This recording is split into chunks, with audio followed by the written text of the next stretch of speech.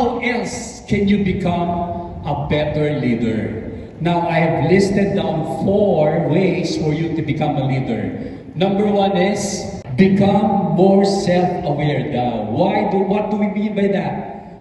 We, as a leader, we need to make a self-assessment, no?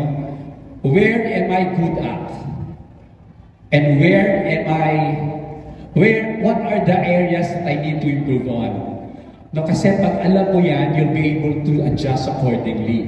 No, because as I've mentioned a while ago, as a leader, your team members is always looking up to you. No? Lagi nilang tinitignan kung anong klaseng leader ba meron kami. So it's always better for a leader to make a self-analysis. Now, another way for you to become a better leader is work on your management and communication skills.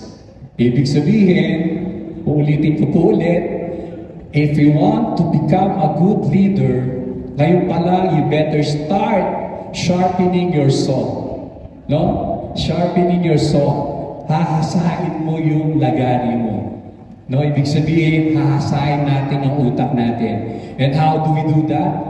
Constant learning, keep on reading, no, choose what content you are following, make sure that, again, those are relevant contents. No, marami for you to become a leader. Way to become a better leader, connect with team members. Why is it important to connect with team members? Connections build trust, understanding, and bonds. No? Pag maganda ang connection mo sa each and every members of your team, it follows na magiging maganda yung samahan nyo. There's going to be harmony.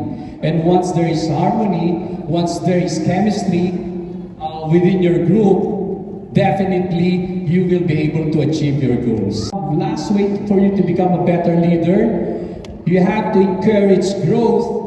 No? Encourage growth, no? Ibig sabihin, why do we have to encourage growth? Because it strengthens, no, the bonds again and trust between the leaders and the followers. You have to make sure that your members are growing, no, within your group. No? Dapat nag-grow sila.